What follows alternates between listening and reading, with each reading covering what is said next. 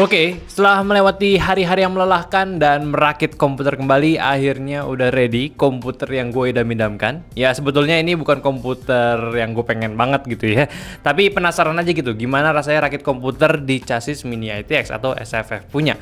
Karena ya dari banyaknya PC case yang ada, gue belum pernah cobain tuh ya. Segitu kerenya aja kita, dan akhirnya ada yang rela minjemin casing Mini ITX buat kita coba. Dan ya ini case-nya tuh keren parahnya kebangetan gitu ya. Perkenalkan, ini case Revolt 3 dari brand Hite atau Hite, nggak tahu gitu ya sebutnya gimana. Ya itulah pokoknya, baru masuk ke Indonesia secara resmi. Dan buat gua ngerakit komputer Mini ITX tuh ya sebenarnya adalah di level yang berbeda ya dibanding ngerakit komputer biasanya. Kayak kita mesti merhatiin komponennya bener-bener sampai ke ukurannya gitu. Terus jenisnya ini ya masuk nggak gitu, atau enggak yang hardware ini masuk nggak, airflow-nya gimana nggak gitu, masuk nggak apa gimana ya. Ya prosesnya pun berbeda gitu. Nggak sama tuh kayak posisi-posisinya yang mestinya begini begitu ya berbeda kayak lu rakit PC ITX gitu ya. ATX.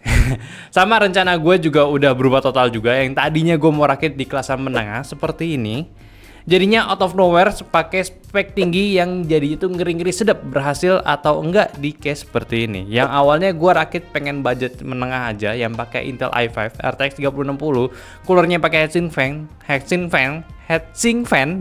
Totalnya di 28 jutaan rencananya, malahan upsize lagi nambah ke 20 juta jadi 48 juta, gila.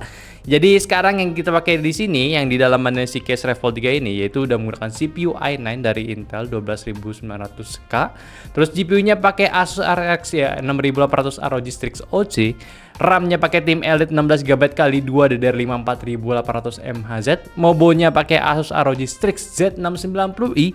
SSD-nya pakai Tim Cardea Zero Z440 1TB Gen 4. Coolernya Asus ROG Strix LC240 RGB. Dan yang terakhir PSU-nya pakai Corsair 750W SFX punya. Anyway, kalau misalnya kita ngomongin spek 28 juta tadi itu sebetulnya masih wajar ya, karena dari Mobonya kan tadi udah pakai yang baru gitu ya. Otomatis ya kayak semacam DDR-nya udah naik jadi DDR5 sama PCIe-nya udah di Gen 4 punya. Dan itu pun selain dari CPU dan GPU-nya yang udah baru, komponennya pun ya harus mengikuti ya sesuai spesifikasinya dan tentunya lebih mahal juga. Ke proses rakit PC-nya pun seperti biasa aja urutannya. Kita unboxing dulu si motherboard-nya dan langsung pasang si CPU-nya, RAM dan juga SSD-nya. Dan tentunya si Mobo Z690 Asus ini sebetulnya udah banyak banget fitur berlimpahnya, kayak motherboard overclock aja yang ukurannya perkecil gitu. Dan gitu juga untuk beberapa pemasangan nggak sulit juga, sama colokannya pun juga udah cukup tersedia banyak pula. Dan gue juga awalnya nyoba-nyoba aja ya pakai heatsink fan-nya si Site di i9 ini, karena awalnya memang gue pengen pakai heatsink fan aja biar keren gitu kalau pakai case mini seperti ini. Dan gue juga paham CPU apa yang kita pakai, jadi ya karena gue kepoan juga orangnya gitu ya gue tes aja. Dan ya gagal gitu ya.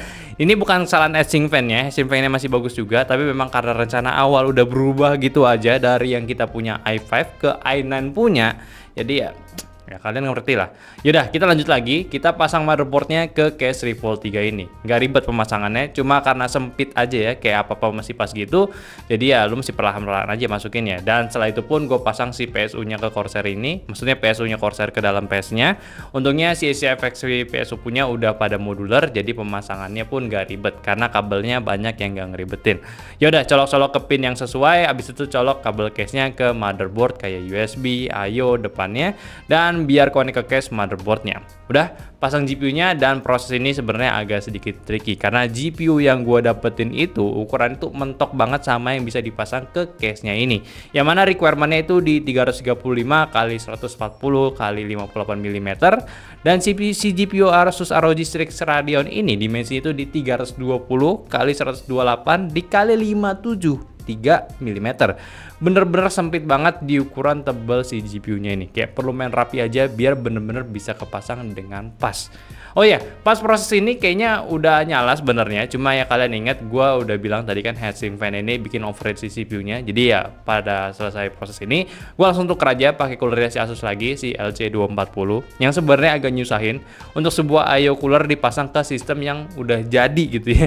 Kayak lu pastiin lagi posisi pompanya di mana, radiatornya kayak gimana, bahkan selangnya sendiri mesti routing ke posisi yang benar juga. Tapi kalau kalian kreatif dan mindset problem solvingnya kuat sih, gue yakin ini bukan apa-apa kok.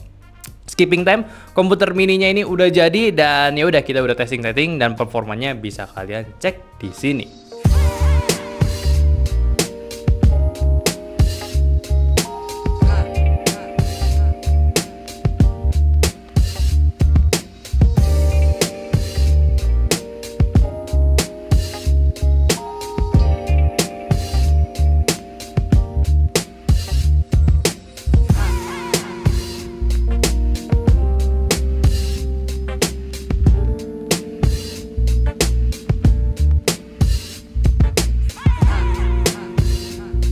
Ya gimana hasilnya? Ya sebenarnya kalian bisa jadikan acuan ya buat benchmarknya. Cuma yang di sini gue mau bahas itu lebih ke pengalaman gue sama si komputer mini ITX-nya ya.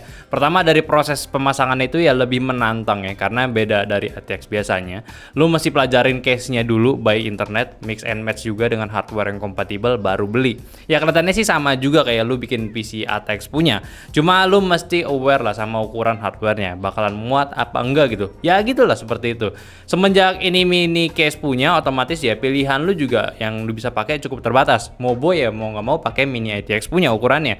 PSU pakai yang si SFX punya. Cooler, RAM sama PSU pilih cooler, RAM sama GPU maksud gue ya, pilih yang ukurannya cocok atau enggak. Dan tentunya airflow-nya pun juga perlu diperhatikan. Paling gue kesulitannya di sini pas udah kelar rapiin kabel manajemennya aja, kayak mesti routing lewat mana gitu. Tapi ya aman kok. Dan juga untungnya si Revolt 3 ini termasuk kategori casing yang beginner ya. Maksudnya si Revolt ini pun nggak memerlukan tools tambahan buat masangnya, kayak nggak ada cara unik juga cara pakainya. Kayak GPU aja nggak perlu pakai riser kayak yang plug and play aja gitu. Cuma bentukannya sedikit beda aja gitu. Gak tau juga sih ya kalau ngomongin soal kualitas mini ITX, memang ini pengalaman pertama gue juga. Tapi kalau ditanya kualitas casing ini, gue rasa bisa banget buat kalian consider ya. Ditambah harganya ini nggak sama hal H1-nya si NZXT, cuma fiturnya lebih banyak daripada Cooler Master NR200. Gue suka ini karena ya dari bentukannya dibuat ala casing mobile gitu. Di sisi atasnya ada pegangan buat diangkat. Ya gue tahu ini nggak lucu juga kayak lu bawa komputernya sebenarnya. Tapi ya bisa aja jadi compact PC. Tapi ide ini sebenarnya lebih bagus karena ini cara yang ngemudahin lu angkat PC-nya buat colok-colok ke bawah PC-nya. Karena case-nya ini IO port di bagian motherboard itu ngadep ke bawah PC. Jadi daripada ribet gitu lu angkat PC-nya lagi dan berbahaya juga. Ya kalau nggak salah angkat tentunya ya dalemannya kenapa-napa ya, jadi dikasih pegangan dari si Revolt-nya ini. Udah gitu pinter juga karena ini mini ITX biasa ya. Biasanya juga ditaruh di atas meja juga. Si Revolt ini ngasih dua hanger headset di bagian kiri kanannya buat lu pajang headset lu. Keren sih, sistem push pull juga. Jadi kalau nggak dipakai, seamless banget tuh case-nya. Untuk area kompartemen juga nggak susah karena semua sisi kecuali bawahnya itu bisa dicopot dengan mudah. Jadi ya kecil-kecil gini tangannya nggak sulit lah buat ngejangkau ke bagian dalam case-nya. Cuma hal yang gua nggak suka pada case ini secara langsung itu dari fitur menarik yang dia punya. Akses buat copot pasangnya itu sebenarnya agak repot, copot pasang kabel ataupun aksesoris ya. Kalau mau pasang kabel-kabel gitu, mau nggak mau perlu angkat case-nya terus cuy. Repot sebetulnya. Ya sisanya sih udah asik cuy. Fitur-fitur lainnya yang mungkin kalian bisa jadi consider dari case Revolt ini juga lumayan banyak. Pertama dari case-nya itu udah bahan utamanya di sisi luarnya itu udah pakai besi. Di dalamnya ada beberapa part aluminium juga yang durable pula, jadi kerasa premium casingnya. Pilihan warnanya pun juga ada yang warna hitam, jadi bisa sesuai dengan setup lu nantinya. Tapi nggak rekomen nih kalau kalian pengen RGB-an karena sisi-sisinya ini udah cuma dibuat bolong-bolong aja dan di bagian belakangnya dikasih dust filter juga. Jadi ya bener-bener ya nggak tembus tuh si RGB-nya, nggak ada sisi yang pakai tempered glass atau tembus pandang ya. Ukurannya sendiri masih tergolong compact tapi ya sedikit tinggi memang, yaitu di 25x18 kali tinggi 41 cm. Expansion slot ada 3, jadi bisa dicampur satu GPU dengan satu LAN card ya, bukan buat 3090 punya yang pakai 3 slot. Storage bay-nya juga ada satu buat yang 3,5 inci sama 2 VG buat 2,5 inci, dan front interface ini punya USB 3.2 Gen 2 Type-C, 2 USB 3.2 Gen 1 Type-A dan audio combo. Minimalis tapi kepake banget. Cuma sayang yang dijual di sini kayaknya nggak ada yang bundle dengan PSU-nya ya. Jadi mau nggak mau kayak gua aja mesti cari ya PSU-nya lagi. So buat kalian yang pengen rakit PC, terutama mau pakai case yang small form factor, bener-bener gak rugi sih yang lu bakal dapetin. Dari proses rakit ya sampai jadinya pun kalau lu jalanin bener gitu ya, puas banget lah hasilnya. Bisa dibikin konten juga kalau kalian suka bikin short video kan, dan tentunya performa yang lu dapetin juga nggak kalah buruk dari bentuk PC biasanya kok. Cuma memang beberapa hal pastinya akan lebih mahal gitu ya, dari case sendiri pasti lebih tinggi harganya juga, dan gitu PSU-nya pulang SFX otomatis lebih mahal juga, dan pastinya mau bawa ITX pun ya walaupun kecil lah harganya pun ya nggak kalah mahal ya Puy. Tapi ya pasti catatan penting juga dari gua, pasti lu baca manualnya ya biar ngebantu proses perakitannya, karena gue yakin lu pasti bakalan bingung ini posisi di mana, pemasangan gimana, cocok atau enggak ya gitu-gitulah. Ya menurut kalian gimana sama si rakit PC ini? Coba aja komen di bawah ya. Oke, mungkin itu aja dulu pembahasan gua dari ngerakit PC mini ETX saya dari Revolt 3 beserta komponen dalam-dalamnya. Thank you juga buat brand-brand yang udah mau bantu kita ngerakit PC ini.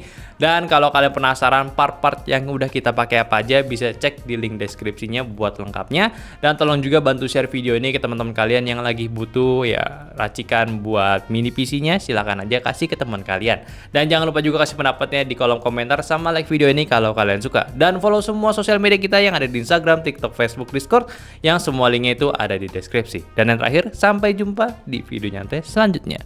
Bye-bye.